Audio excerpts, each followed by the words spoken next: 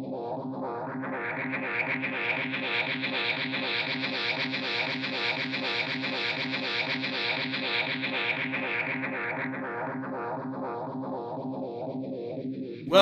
to another episode of the Daily Chat Podcast, where we talk about all things awesome and nerdy.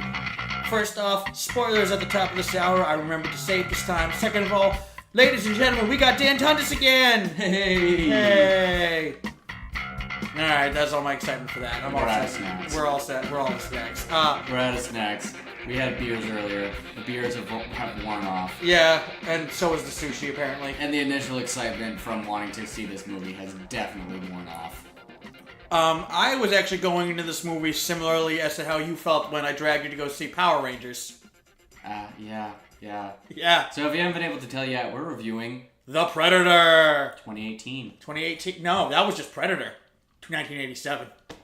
So this is The Predator? Yeah, this is The Predator. So we have Predator, Predator 2, Predator 2, Predators, and The Predator. Yes. Okay. Yeah. At least I think that's how we got to start doing like Predator : the other movie. The other ones. Yeah, right? Like, yeah, we need to start having subtitles in these titles. Yeah, like what's so wrong with just adding like the Roman numerals after them? I mean, it always works for Friday the 13th. Like that one's got 2 numbers in it and no one ever batted an eye. So you got Friday the 13th part 8 and everyone's like, yeah, okay. Okay, I get it. Yeah, I get it. Makes sense. The only one they ever changed was Jason X. Yeah, but that was Freddy vs. Jason, which is technically only half a Jason movie. Exactly. Yeah. Halloween is actually getting to be the same kind of issue when we talked about this. I think it's been the same kind of issue. Yeah, we've had Halloween 2, and then we had Halloween, a multitude of sequels, and H2O, and then we had Rob Zombie's Halloween and Rob Zombie's Halloween 2, and now we're getting Halloween. Yeah, we were talking about this before the movie started. Yeah. During the trailers, when we saw the trailer for Halloween. Yeah. And I'm just like, when does it... It's getting confusing. Yeah, it's getting very confusing. Like, seriously, like, do what either Marvel does and give every single movie a subtitle, or give it a number. Period. Yeah. Full stop. Like, I don't want anything else. Like, I don't need to get confused. If this is the 5th movie in the franchise, call it Part 5. Right. I don't care. Or V. Right. I don't give a shit. Which one? V. V, yeah. For all you... Predator V. For all you Roman numerals fans out there. I'm a fan of Roman numerals. We can have this conversation in a bit, but right now we got a movie to review. Dan, you wanna do us a favor and do the recap and spoilers in case I didn't already mention that, but I think I did. Sure. So it's a Predator movie, and like all Predator movies, it starts in a jungle, whether it be the jungle of South America or the jungle of Los Angeles or the jungle of a distant planet, or in this case, the jungle of South America. So in this one, our hero, played by Boyd Holbrook, is a sniper leading a team down in South America. That team all gets murked by the Predator, like they do. Yeah. They bring the alien body carcass and the sniper, Boyd Holbrook, back to America to do experiments and tests. Boyd Holbrook then gets thrown into kind of the loony bin bus. He never actually makes it to the loony bin. And from there, it's just kind of no holds barred. We don't really know what's going to happen because it's all just so freaking frantic all the way through for the rest of the movie. It's very much like a cat and game kind of mouse. And it was very confusing. Cat and game kind of mouse, yeah. Exactly. Cat and mouse kind of game. Yeah, It was very confusing on like who was hunting who and like the whole course of the movie, if they were hunting the Predator, if the Predator was hunting them. And then the Predator was being hunted by another Predator. And then there was another Predator that was hunting them, and then that Predator murked the shit out of the first Predator and started hunting the other one, but then they started hunting him. Now, before we really get into it... It was never really clear. Like in the first, in the Arnold, I'm gonna designate them as the Arnold movie, the Danny Glover movie, and the Adrian Brody movie. Okay, that's how I'm going to designate them. Okay. Like it was very clear in the first one that the Predator was hunting Arnold. Right. That was the movie. And his crew, yeah. And it made sense. Yeah. Right. In the second one, the Predator was hunting gang members in Los Angeles. Made sense. Mm-hmm. The last one that we got before this, the Adrian Brody ones, the Predators were hunting all of the mercenaries that they brought onto the planet. Honestly, good premise for a movie. Yeah. Execution left some to be desired, but made sense. This one was like, you kind of lose track on like who's hunting who. It was kind of like a Scooby-Doo episode where they're like doing the door right bit, yeah, or only like not as entertaining. They're running through doors and like first, but they're coming through opposite sides. Right, it's like they go through like the top left door and they come out the bottom right. And like and it's sometimes Scooby and Shaggy are chasing the ghost, and sometimes the ghost is chasing Scooby and Shaggy. And then sometimes then it always run into each other. And it always ends with them colliding. And then the music stops and everyone goes, ah. Yeah. It was always a monkey song too, Oh, yeah. or at least it always felt like a monkey song. Yeah, I don't think it was the Monkees, but it was like very Monkees-esque. It was like it was like Monkees ripoff, which was like a Beatles ripoff. Yeah, the Monkees themselves were Beatles ripoff. But at any rate. Yeah. At any rate. So and we just got a whole bunch of like cookie cutter generic characters, and it's funny because I actually like looked up the characters on like Google just to refresh myself. Refresh myself. And it's funny because most of the characters don't actually have their character name on Google. Like, I'm looking it up, and so Olivia Munn, Casey Brackett, she's in this movie. We'll talk to her later. Keegan-Michael Key, right, is subtitled as Man Who Teams Up with Quinnen Williams to Fight the Predator. I'm on IMDb right now, and it's giving me their names. I'm on Google, and it says Thomas Jane, military veteran. Sterling K. Brown, government agent. Alfie Allen, former Marine. Jake Busey, the son of Peter Keyes. So someone didn't even bother filling in all that information. That's how cookie cutter of characters these people are. First off, who the hell is Jake Busey related to Gary? Yeah, it's his son. Okay, that's what I thought. And he's also he was a scientist in this movie, right? He was the nerd guy. Like, who was that guy? Yeah, but he's also the son of Gary Busey from the second Predator movie, who's like doing experiments. I haven't seen the second Predator movie in forever, so I totally forgot. Okay, so the second Predator movie, it's funny because the second Predator movie, so this movie really wasn't. It really didn't feel like a sequel to the first movie with Arnold. Yeah. It so much felt like a sequel to the second movie. Right, I understand that constitutes as the trilogy. That's obviously not how these movies are working. Right, right. That's not how they're building this out. I'm sorry, but Star Wars notwithstanding, and we could even have a whole podcast about whether or not Star Wars should pull the plug or not. I know there's some people that might be in favor. Nah, I like Star Wars movies. I like it too much, but there are certain franchises that just need to stop. There really are, and some do need the reboot. I'm sorry, and I think Predator is one of them. At the very least, they would have done themselves a service, I think, to kind of start fresh. Yeah, I mean, you can kind of allude to some other things, I guess, but I think that because this character is so engulfed in pop culture icon. Oh, dude, you can't really get. Dude, let's be real here. Every single player in the NFL started growing dreadlocks after the Predator movie. Let's be real here. I don't know about that. I don't know, man. I've seen some footage of the stuff from the 1970s and early 80s, man. There weren't as many dreadlocks as there are now. I think it overall just came back into vogue. Yeah. Yeah. They still would look like Predator, though. Let's be real here. Yeah. Yeah. But, yeah, the Predator is such an iconic character. This one just I feel like where this movie suffered for me was exposition in the wrong places, and it hurt the overall pacing of the movie. Right. In that we I said, we got all these cookie cutter characters with Boyd Holbrook and Thomas Jane and Alfie Allen. It was nice to see Theon in a movie. And we got Keegan-Michael Key. We got all this exposition on these characters and their backstory and oh, well, he did a friendly fire thing, and he killed all the men in his unit, and it's I shot myself. He was a helicopter pilot who really likes God, and I'm just I don't give a shit. Tell me about the Predator. Right. Tell me about the Predator's dogs. That's an interesting thing. Now, the one thing I do have to say I need to give this movie credit for is at least it didn't skip on the action when it came about, but... No, but that's what this movie felt like. I mean, and very much the first Predator movie, where it was, 30 minutes of exposition and dialogue, just telling the audience exactly what's going on, 15 minutes of absolute action with no explanation, and then 30 minutes of exposition, and then 15 minutes of action, and then rinse and repeat. The entire movie. That's the entire movie. That's exactly... This one? Yes, that's how this happened. No, I'm totally going to agree with you on that. And the editing and the action sequences was really frenetic and kind of hard to follow. I mean, given that a lot of it... This pretty much all takes course in the span of a singular night. This whole movie. I thought that... It felt like it took more than Like a day and a half. Day and a half. With the exception... Let's call it 2. Let's just round up and call it 2. Sure, with the exception of, like, the opening scene with Boyd in South America, which I'm sure, like, took a week or 10 days to kind of, like, percolate to get him back from South Mexico, America and, like, clean him up and do all that type of stuff. Like, I'm sure that took some time. But, like, the core of this movie... Yeah. Like, and not the last scene withstanding, because that was probably, like, months later. Yeah. Really... Oh, yeah, spoilers. I don't know if we mentioned that at the top of the hour. Whatever. Yeah, you did.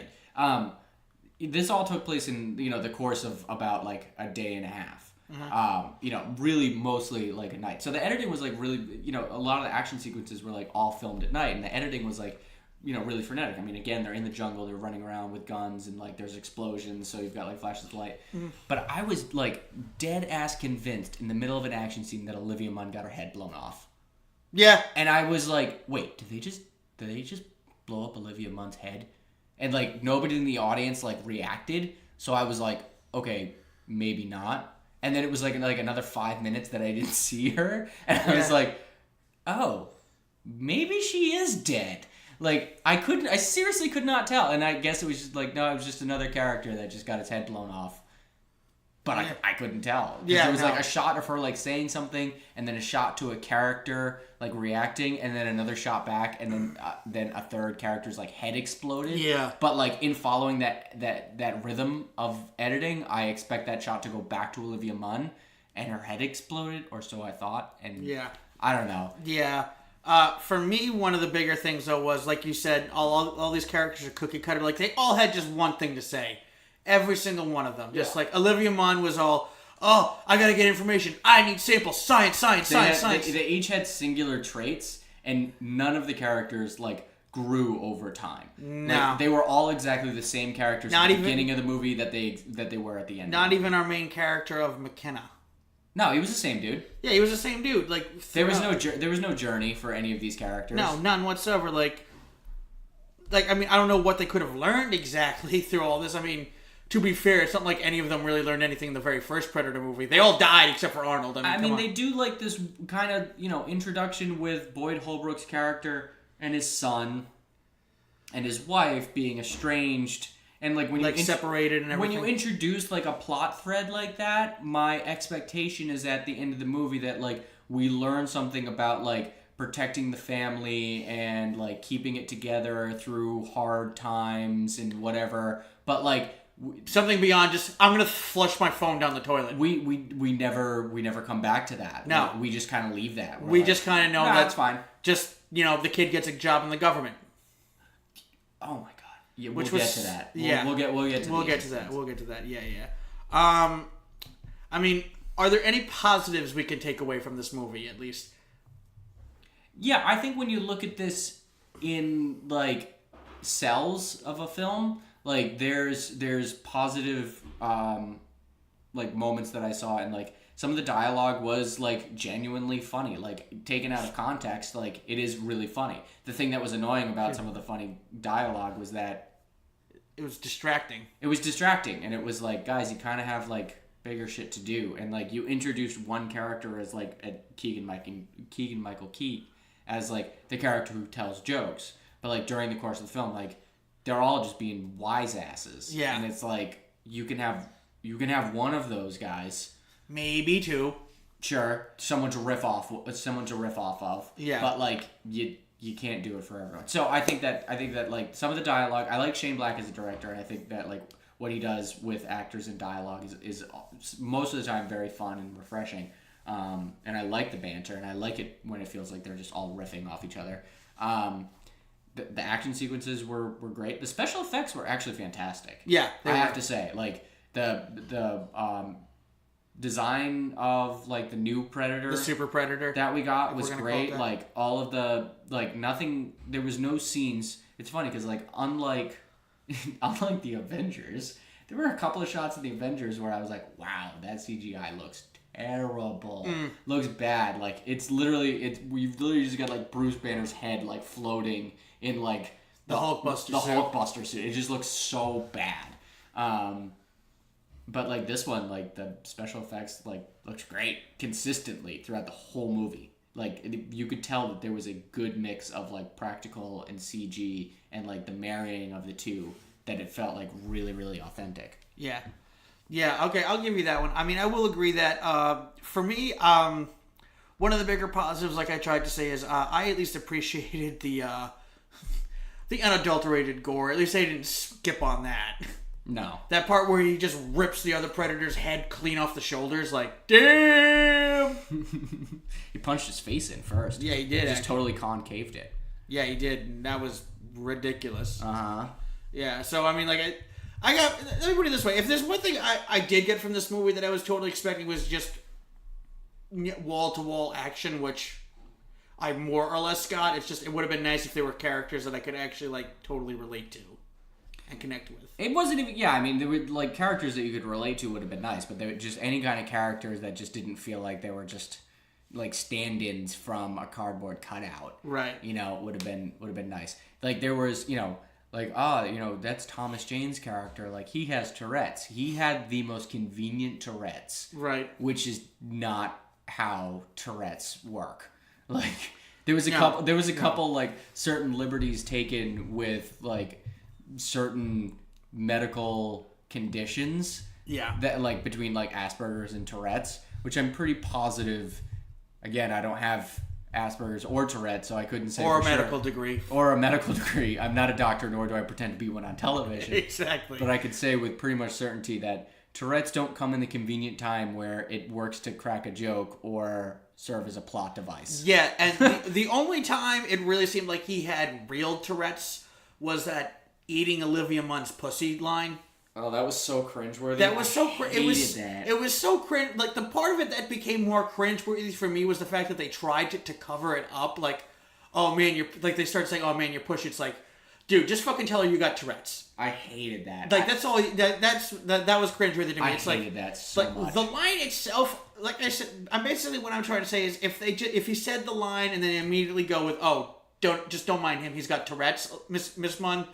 Okay, fine, that I could have dealt with. But then they kept trying to, like, that was just like a forced joke. I hated that. That joke was so forced. That was so dumb. That was so unnecessary. It was like, yeah, it would just, I could feel my skin crawl over that. I was just like, why did you feel the need to do that, at all? Like, it didn't do anything for the characters, didn't make anybody more likable or relatable, didn't do anything to grow relationships, didn't do anything to extend the plot. It was just like kind of a throwaway. Like, I felt like that should have been a deleted scene. Yeah. What I think I was saying earlier is like, this movie was an hour and 47 minutes and you could have cut 15 minutes out. That's a great 2 minutes you could have lost. Yeah, exactly. Like, it wasn't that funny. No. Nobody laughed in the theaters. No. Nobody. Here's the thing though. I felt that you and I were... It almost felt like you and I were the odd ones out, like, as in, it felt almost like we were the only ones not enjoying this movie. Because the audience seemed to laugh at a lot of the jokes. It's funny, I heard one guy laugh consistently. Yeah. More often than not, crickets. Yeah. Like, there were a couple of scenes, I think, where people, like, the reactions kind of got the better of them. But I don't think that... It's funny. I think sometimes you see movies in a theater and you perceive things as a little bit funnier than they actually are, or if you were sitting on your couch. Yeah. There's something about just the environment, especially if you're out with friends or like you're on a date night and you're in good spirits anyways. Yeah, exactly. So I think that there's something to be said for that. Yeah. But I mean, I think that more often than not, I definitely saw like a bigger reaction from some of the carnage than jokes. Yeah, but I mean, like, that's kind of what those movies tend to go for anyway. Yeah. Like, they're just basically... It's not a comedy. It's not a funny movie. Yeah, I mean, like, it's just basically Friday the 13th in space. The crowd just seemed... I don't know, to me it seemed like they were more into it than you and I were, the rest of the crowd. Yeah, it felt like ambivalence. Yeah. Like, they were, like, kind of indifferent. Yeah. You know, to a lot of, like, the jokes and things. Like, I think, like, the comedy, like, scale just, like, gradually went down and down and down, where everyone was just kind of like, okay. I think there was, for me, actually, the funnier parts of the movie came in, like, the middle, for some strange reason. Like, I didn't laugh at a lot of the jokes at the beginning. I thought those sucked. And for some reason, there was, like, a string of jokes in the middle I actually thought were funny, and then it just fell. And then it just fell completely off. So, I'm trying to think of other things that I liked about this movie. Some of the callbacks were nice, and I don't mean like the fan service with the lines. I think like Jake Busey's like role in this movie was like a nice little hint. Like I don't think you wouldn't like pick up on that unless you had saw like the second Predator movie or was like a fan and you were like, oh yeah, I remember that. Like there was a couple of like little things like that, and even like the Predator and the Super Predator thing, like they kind of already talked about in the first like Predators, Adrian Brody. Yeah, how there's like two different factions. Yeah, wolves and dogs, Lawrence Fishburne. Yeah, here's my thing, like, does Predators count? Yeah. It does? Yeah. It's part of the canon? I mean, we introduced... I have no idea what's canon and what's not. I don't think anyone does. I don't think that there's any one singular person who could agree on... Like, Ridley Scott has, like, the end of the day stamp on what's canon and what's not for the xenomorph alien universe. Mm-hmm. I don't think anyone has the definitive... Like, there's no one that could tell me that, like who would be the deciding factor? Like is it Fox? Like is it the studio? I think it might be somebody at Fox. I don't know. I know Disney has. I don't know. I know Disney has a dude who's in charge of the lore for Star Wars. That's all I can tell you. Right. And Kevin Feige is clearly in charge of everything that happens at Marvel. Yeah, but like I feel like there's but Kevin Feige has also been in charge since like the beginning. Like Ridley Scott has been in charge. I feel like anyone that they bring in to like tell me what's canon and what's not in the Predators universe is like not the original screenwriter, is not the original director. Right. Like, he's not the original writer. You know what I mean? Like, right. So who are you and why should I listen to you? You know what I mean? Like, exactly. No. But when, Ridley Scott tells me that, Deckard is a replicant in Blade Runner, I believe him. And I go, yup, you're right. It's your story. Exactly. Fair enough. Well, you wrote it. I watched it. I guess maybe Arnold would be the only person that I would take seriously, or Danny Glover. I would take Danny Glover seriously. I think I'd take Arnold more seriously. Get too old for this shit. No. Danny Glover.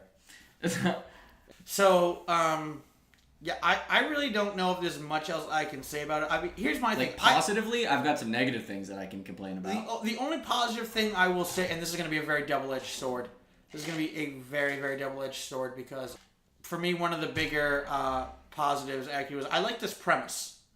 I like this idea that that the Predators are like trying to evolve and everything like that and like speed up their process and everything. And who knew this whole movie was just an allegory for global warming? Right?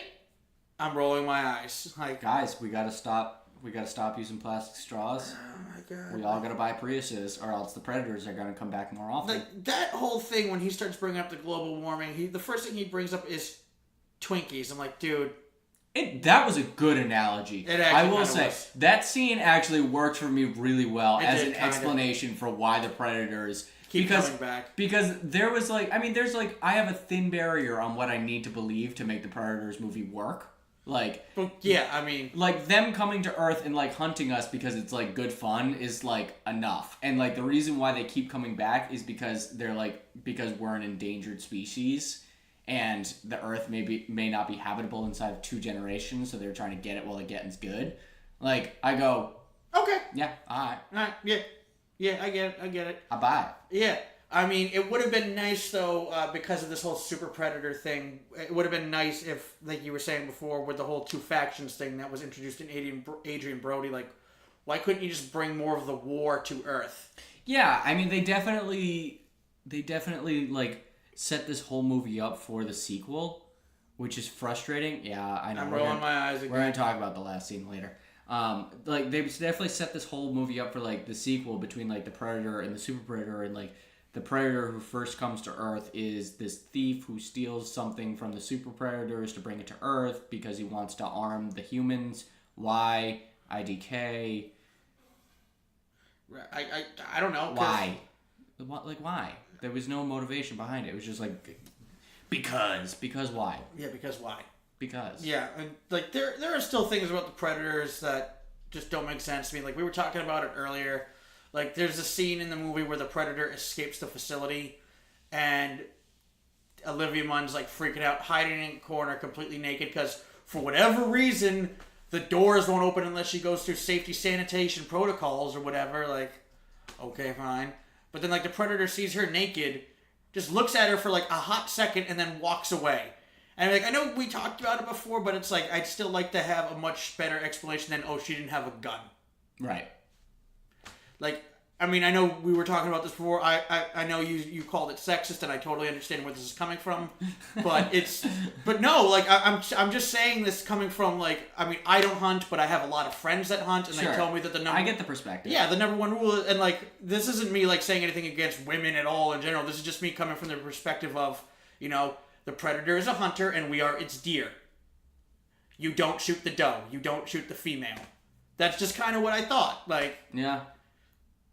Yeah, I mean, like, I'd at least like to have some kind of explanation, or at the very least, if the predator's like, no, she's smart, she'll fucking get it, she'll know what to do. Like, at least give me that shit, like, something, you know what I mean? They're very fast and loose, like, with what we decide to actually do as predators, like, and who we decide to kill. Because there was the whole scene that predicated that. The predator was just, like, murdering all of these scientists inside of a lab. That's what kind of threw me off about it. Like, just cuz. Yeah. None of them had, I mean, okay, they had knives and blades, but, like, they didn't have any guns, like... Yeah, a few of them had guns, but couple of them more often than not. I mean, in a room of 30 people, 15 had guns. He went ahead and killed 30.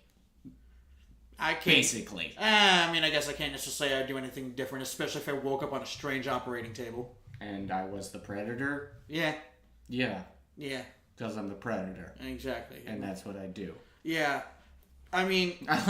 I like how the only kind of, like, backstory and explanation that we got in the whole movie in regards to the predators, like, the only new information I felt like we got from the predators was why they collect spines and skulls. You see, honestly, that I didn't hate as much. No, I didn't hate that. No, I didn't hate that. I wanted more of that type of information. Exactly. Like, But instead, I learned, you know, about a guy with PTSD who tried to shoot himself in the head. And failed. You're right. Which, you know what? I'm not gonna get into that one. That was the nice thing about, like, the nice thing about the first Predator movie is that you get all of your character character introduction done in that helicopter scene, for good or for worse. Bunch of slack-jawed blanks. Yeah. You get all of your character introduction done in that scene, and that's it. And you just go. And then you just go. And then you're like, that's it. We're not going to talk about characters anymore. We're not going to talk about our feelings. This one has a lot about guys talk about the feelings. Yeah, and I mean, like, so this is where I think the movie really fails. It tried to bring, and me personally, I felt it tried to bring all the greatness, and I'm using this term however loose or tight you want it to be, the greatness of 80s action movies. Which I think you and I called it best right before we walked in. The very first Predator movie, as much as we might love it, it is just a great example of toxic masculinity. Oh, yeah. It totally is. For better or worse. They're good, bad movies. Yeah, exactly. Yeah, there's bad, good movies, and there's good, bad movies. Yeah, exactly. Right. Exactly. But the point is, it's like we're in this era now where, like, men are trying to be more sensitive and women are trying to be more assertive, which is fine. I don't have any problem against that whatsoever. It's just, it felt kind of forced in this one. In a lot of ways. Like, the number one thing you and I were talking about is Olivia Munn's not a marine biologist. She's a biologist. How does she suddenly know how to use an M16 with a grenade launcher trap? You know? The thing that bugged me about that whole... Okay, so the thing that bugged me about Olivia Munn in that is that there was no reason for that to have to happen. Like, I talked about this earlier. Like, there was a storyline with Quinn McKenna and his wife being estranged, and their son who becomes critical to the plot, which we haven't talked about yet. Right. And then we also introduced, like, Olivia Munn to the story as the biologist, and then somehow she becomes the person that ends up accompanying the team and, like, helps rescue the son multiple times over the course of the film. While also trying to get samples. But there was no reason for that. Like, you could have condensed those two characters into one character and, like, cleaned it up from a plot perspective as well as a casting perspective. Like, there was no reason to have, like, two different female roles, one of which was never really flushed out and finished in terms of their, like, plot line. Right. And then the other one who just did things that were completely out of character for most of the movie, in direct contrast of the way that they were introduced as, Like, the way that she's introduced, she's in, like... She's in a dog park. She's like, with her dog. Yeah, she's, like, walking her, like, luxury breed dog wearing, like, a really fancy-looking jacket. Which, by the way, we never found out what happened to that dog. We never found out what happened to that dog. Poor Poochie. But, like, so she goes from being, like, this brilliant biologist...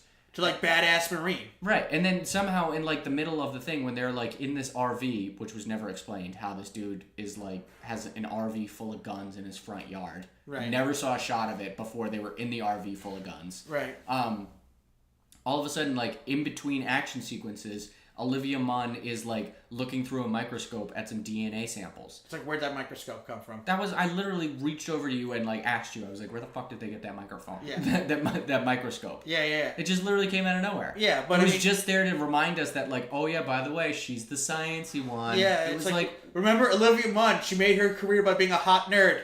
We're still going with that angle, right, guys? Like, right? Why? No, you didn't have to do that. Like, you could have made a fully flushed out character. If you just condensed her and the wife together. I mean, you didn't have to, like, condense her and the wife. You just didn't have to do, like, a weird, I'm a marine biologist, but on the side I'm also an army ranger. And then well, I mean, like, I'm also looking after this guy's kid, but I'm not his mother. But then there's also the mother who doesn't get wrapped up into... who doesn't do anything, really. It's not that she doesn't do anything, it's that she's introduced and then she's just dropped. Yeah, exactly. But I mean, like, at least with Olivia Munn's character, you could have at least said something to the effect of, oh yeah, my dad was in the Marines, he taught me how to fire a gun. Just that's all I needed. That's literally all I would have needed, and we don't even get that. Or how about you show one of the other soldiers teaching her how to use a gun? Like, something. Just the inconsistencies is what bothered me. Like, she goes from being the biologist, like, running, escaping from the predator, and then the next scene we see her, she's leaping across buildings and then on top of a bus while shooting a tranquilizer gun sniper rifle. Yeah, like the whole time, like at the predator. But then the predator escapes this. Let's just paint the picture real quick. The predator escapes the facility they were trying to run experiments on it with. Bunch of soldiers everywhere. She's the only one going after it. Right. To which I simply say, why? Like, why would? Because if that were me, whatever direction that thing ran, I'm going in the opposite direction. And she literally says, like, not my space alien. Like, when the guy is like, you can't let her get away. And he says, like, I thought that meant, like, she was like, I'm dropping this, I'm out of here. Like, right, which I thought was, like, kind of a turn of phrase from, like, the whole, like, not my circus, not my monkeys kind of a line. Like, I thought that's where she was going with it. And then, like, she's like, not my space alien. And then the next scene, she's, like, running after the space alien. I know, right? But the thing that bothered me is that, like, later on in the movie, there's a scene where Olivia Munn is handcuffed to a chair. She's, like, handcuffed to, like, a very crappily made wooden chair. And she can't get out of it. And I'm like, she was just running and she jumped on a butt. Like, how can she not break... Like, it looks like I could snap that with my hand. Right? And she's only handcuffed with one hand to it. Like, her other hand is free. Yeah, which didn't make sense. No. Like, why would you only handcuff a person's one hand? Her other hand is free. Like, you could punch, like, the little wooden twig. You wouldn't even need to do that. You could just pick up the other chair. Right. The chair with your other hand. Yeah. That would be it. It was like a half-inch thickness wooden dowel. Like, yeah. You could smash, at the very least, just smash it up against a wall or something like that. You could kick it. And, exactly. The point is the chair sucked. I mean, the chair sucked. That ruined the movie for me. It looks like it was a breakaway chair that looked like a breakaway chair is what we're trying to get at. Can we talk about the kid? Can we talk about the son? Sure. With Asperger's? Yes. Because I don't know. I am willing to bet dollars to donuts that Asperger's does not give you the ability to read an alien language. Right. And decipher... Yeah, that's really when the plot starts stretching for me. I totally believe that he had photographic memory, so when all the chess pieces got knocked over, he was able to put them back. Okay. Like, I can stretch my imagination for that. Yeah, sure. Yeah. I get it. Yeah. Him totally figuring out how to decipher an alien language and technology? No. In about a day and a half. Dude, it wasn't even a day and a half. It was like 20 minutes. It felt like... No, I'm just saying, like, the whole course of the movie took place in a day and a half. True, yeah. And he became an expert. Yeah. And they literally Meanwhile, like, the U.S. government has teams upon teams upon teams of scientists. Yeah, they had a throwaway line in there where, like, Sterling K. Brown's character said that, you know, if you pay a university with the top linguistics, department in the country, $1 billion, they'll figure something out for you. So the U.S. government literally spent $1 billion, literally $1 billion to decipher this language. This kid did it in like... No. Like, no, that you fail, movie. No. You fail. I doubt I could even teach myself like 6 sentences in Italian in that time. Right? Like, and not even like the easiest, like necessary ones. Like, where's the bathroom? Like, ¿Dónde está el baño? There you go. I can say it in Spanish. That's about it. ¿Dónde está la biblioteca? ¿Dónde está los Estados Unidos? So I'm looking at it right now. It's getting a 6.3 on IMDb. We're not going to give our rating just yet, but we'll come back to that later. But yeah, like I hated the ending. Yeah, the ending was just terrible. They get an Iron Man suit, and that is what I'm just from now on officially referring to, like all unnecessary exosuits. So even the scene before that, like the final fight with the Predator. It felt like it just really quickly ended. Yeah. Like, I think it might have been something to do with the music that was playing, and it just didn't feel like it was properly, like, paced in that section. But it felt like we rushed all the way up into the end. Yeah. There was no real epilogue. Like, it's like, could have at least, used a wrap up about, hey, what happened with your family and everything like that. And, no, we just... Actually, before we move on to that, speaking of the ending, you know what I really didn't like about this movie? How unceremoniously all the squad was killed off. Particularly the last 2 guys. Yeah. Yeah, like Javante Rhodes and, what's the other guy, the helicopter pilot guy? Yeah, what was his name? Nettles. Augusto Aguilera. Mm-hmm. Yeah. Like, so going back, basically what happens is at the end of the movie, they corner the Predator? Question mark? Or does the Predator corner them? Again, see, this is the inconsistency with the movie, is that I'm never really sure who's hunting who. Exactly. But at any rate, the point is, so there's a scene where Thomas Jane gets thrown up against a tree and he gets impaled by a branch. And then Keegan-Michael Key gets impaled to the chest by like a Predator spear. He gets gutted. Key's on the floor. Jane's like 30 feet up in a tree branch or whatever. And they both kind of just look at each other because they've established that they're like longtime good old buddies or whatever. Were they good old buddies or were they lovers? I couldn't figure that out. Yeah, that was another one of those things where it was very vague. It's like, is this a bromance or a romance? Like, yeah, I couldn't tell. It felt like it could have gone either way, not in a good way. It was like a coin flip away from going in either direction. Yeah, exactly. But the point I'm trying to get at is like they both look at each other like this whole like, yeah, we should totally do this, and they both pull out their Glocks or whatever, their pistols, point them at each other, and then shoot. I booed audibly. I heard you boo. Loudly. I heard you boo. And that scene deserved to be booed simply because no fucking way 2 people are going to be able to kill each other like that. You know what I mean? Like, why did you have to shoot each other? Why couldn't you have just shot yourselves? Because that's suicide, and suicide's a sin. So is murder. So is killing someone. So is killing someone else, period. Like, I don't know, man. I have no idea. Because that was actually the only, like, kind of wrap up we got to, like, characters. Mm-hmm. Like, that one at least, that they were like, oh, like they were buddies together and they were served in the same platoon and they've been supporting each other this whole time. Mm-hmm. And then right up until the end they kill each other and you're like, okay, I may not agree with the way that that's done, but it's in character at least for them. Like it's silly, but it's fundamentally sound. Alfie Allen's character Lynch may have been the only one that had any kind of ceremonious death out of all of them. I'm not even convinced that I saw him die. I saw his arm get cut off. I saw him light the flare. And then we didn't see anything after that. I don't think I saw him die. But we didn't see him at all after that, so... Oh, no, he did. Like, he did. He got his arm cut off. Like, this is not... I mean... He's at the very least, he's bled out by this point. Yeah, that's one thing about, like, the movies that are, like, like, people get, like, their arm cut off and then they, like, survive. And it's like, dude, you lose so much blood? No. Yeah, especially without cauterizing it. Yeah, that's not how that works. Even with cauterizing it, you'd be lucky if you don't go into shock and die anyways. Exactly. But at any rate, the point is, it's like, first off, So, as much as I love the first movie, I just want to say that with Alfie Allen's character, a.k.a. Lynch, or his character's name is Lynch, I should say, rather, I have a similar problem with his character that I do with Arnold's character in the first movie, which is... And this is just my lack of knowledge when it comes to signing up for the U.S. military, but can you be someone who wasn't born in America and sign up for our military? Yes. You can? Okay. Yes. Okay, then I take that back. Okay. Of course, yeah. Okay. Never mind that. Because for some reason I thought you had to be an American. I don't know why, I just thought you did. Cool anecdote, and I've always loved this, and it's part of one of my favorite little gems of knowledge that I've picked up over the years. The French Foreign Legion is it's part of the French army. It's consisted of non-French citizens. Mm-hmm.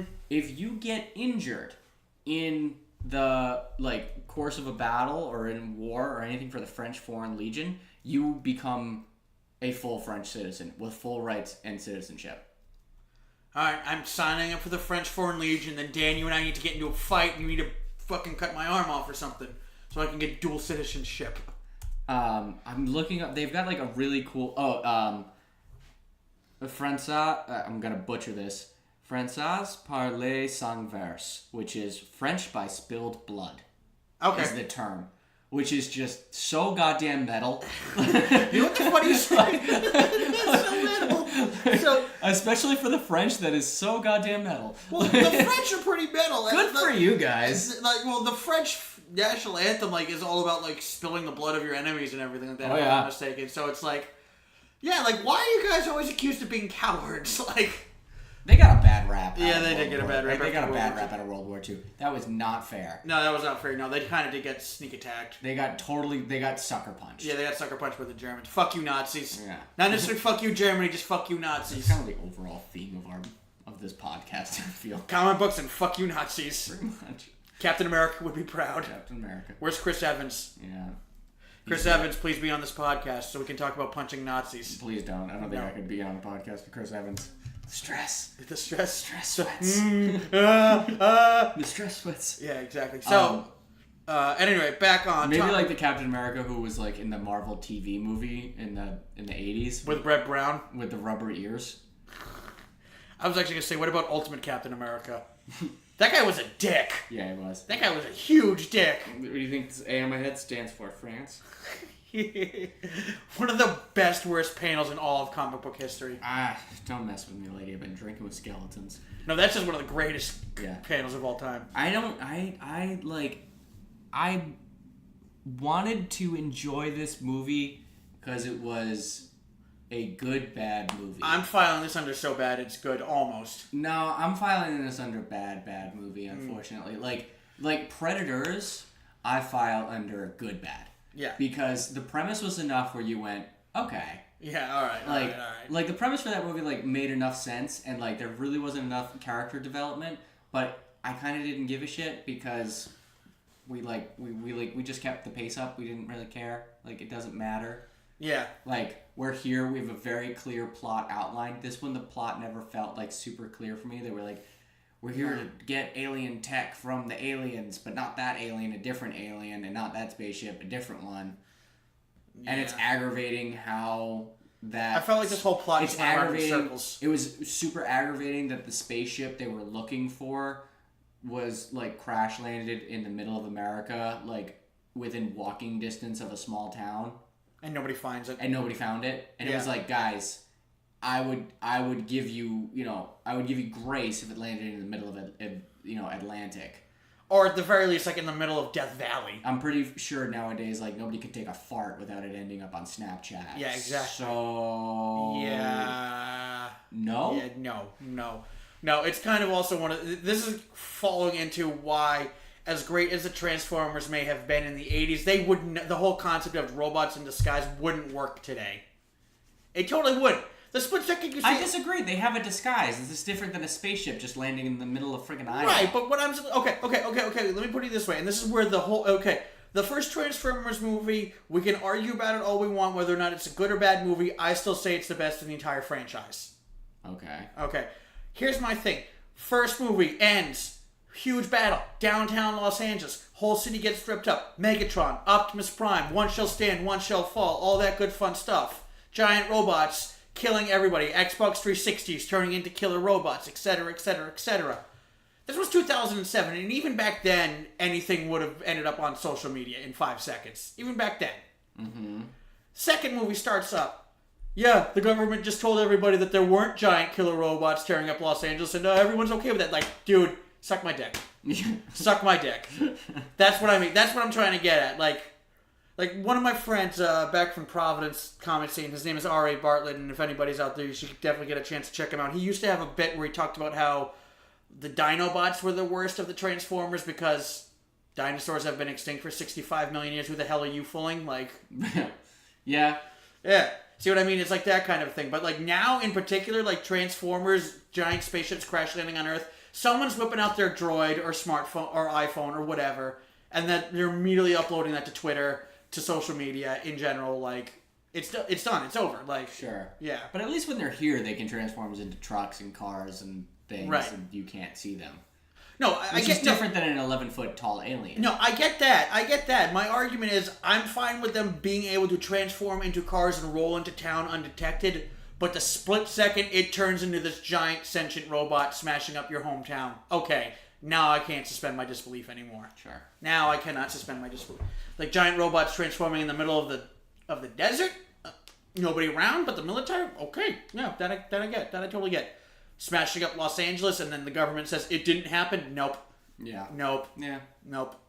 I mean, maybe under a certain administration I could see somebody saying that all the time. Fake news. Fake news, and we're not giant robots smashing up Los Angeles. That is fake news. At any rate, but yeah, no, I'm totally with you on that one. Like, the ship lands and nobody can find it. Like, bullshit. But at any rate, so back to this ending, like... That ending was terrible. Yeah. It just kind of, like... Nothing gets resolved. Well, nothing gets resolved, and... We get this thing called the Predator Killer, which is just basically an Iron Man suit with dreadlocks. Yeah. Yeah. That's it. And then it's just like, okay, get ready for the sequel. I'm like, nope. That was terrible. Yeah. That was... That like... There was so much build-up, especially in reference back to the earlier films, of that being revealed to be... Side note, real quick, for anybody watching this movie and you want a good drinking game, anytime they mention 1987 or when was the second, 1997 or whenever the second Predator... Which is when I don't think the second Predator movie took place. Didn't 1992. Yeah, exactly, when the movie came out, right? Yeah. Let's check this out real quick.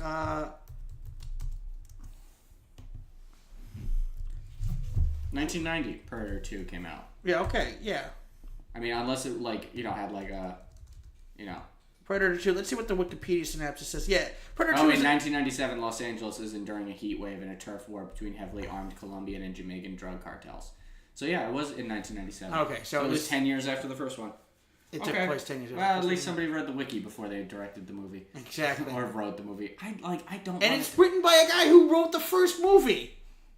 I don't want to, like, I don't want to bash on Shane Black. Yeah, because I like Shane Black as a director. I just felt like this one was, like, it was just so messy. It really, really was messy. Like, that last scene was so bad. Like, we were, like, building up to this space coffin opening up and revealing inside that it's actually Arnold, or, like, a xenomorph, which you thought. You know what I mean? Which totally would have just completely ruined. Oh, by the way, it turns out there was a post-credit scene of this movie, and we walked out on it. I don't care. I don't care either. According to Polygon.com, the Predator's final scene teased up a sequel that should have just been the damn movie. Which there is no post-credit scene, but there is a faux post-credit scene. I don't know what that means. It's probably what we saw with the. You know what it reminded me of? It reminded me of the Witchblade. Remember the Witchblade? The comic? No. Witchblade? No. Witchblade. What's Witchblade? Apparently there's a Witchblade TV show. Yeah, there was. Witchblade was a comic. It was like this very buxom lady who like had like this living weapon attached to her arm. Oh yeah, which became like a full suit of armor with like blades and knives and projectiles. Well, and according to this, it wasn't this image I'm looking at. It was not a full armor. In true comic book fashion, she's running around in a metal-clad bikini. Yes, well, in true comic book fashion. Yes. Apparently, there was an anime series. Hold on, I'm just looking at this real quick. Wow, in other media, there was TV series. Apparently, there was also going to be an NBC series. Anyway. What else is there to talk about this movie? Nothing. Let's rate it and go home. Okay, I'm going to give it a 5.5. Because if anything, like I said, its saving grace I will give it is I like the gore. If you have seen all the Predator movies, you've seen this movie. If you've seen all the Predator movies, you should see this movie. Yeah. Because at this point, why not? You might as well. Yeah. After talking through it, I was originally going to go with 5. I'm going 4.5. Not good. Yeah. Not good. Yeah. Yeah, I know. Like, I am very much. It was just so messy. There was just so many dangling plot threads. The best way I can explain it is my personal view is if you want to see this movie, just wait till it comes out on home release. Don't even rent it. Just wait till HBO picks it up. Yeah, watch it on HBO, or Netflix, or whoever Hulu, gets it. Or don't watch it on Crackle because if there's commercials, you'll turn it off and you'll never finish it. Exactly. What was it, Crackle or Tubi TV? I don't even know what that is. It's just another version of Crackle. Oh. What? You looked at what up? No, I'm just another version of Crackle. I don't know what the exact difference is between Tubi and Crackle. So yeah, that's gonna do it for us. Dan's giving it a 4.5. I'm giving it a 5.5. Like, what did I give Pacific Rim? I don't remember. Okay, so whatever I gave Pacific Rim, I'm changing to a 3, and I'm putting this at 4.5 because I'm trying to establish 7 as my average. Yeah. I think we both can kind of agree. Like, average is if you're gonna go see it, catch the matinee kind of a thing. I think of it as I rate my movies out of 10. I think of passing grades. Yeah, that's fair enough. But for me, it's 6.5 or above, you passed. Below that, Yeah, the way I kind of do it is 9 or above. It's kind of you should go see this movie in theaters. 7 or 8 is kind of yeah, but you might want to catch the matinees. 5 and 6 are just wait till it comes out on home release. Anything below 5 is use your own discretion. You have been warned. Yeah, I say that this one kind of falls into use your own discretion. You've been warned. Yeah, I don't think. Yeah, you know what? In fact, I'm going to change my grade from a 5.5 to just a flat 5. Yeah, I'm staying with 4.5. Yeah, that's fair enough. I don't think anybody needs to see this movie. Yeah, other than die-hard Predator fans. Which is that a thing? I don't know. I still subscribe to the theory that it's helped the NFL's design. Yeah, no, not really.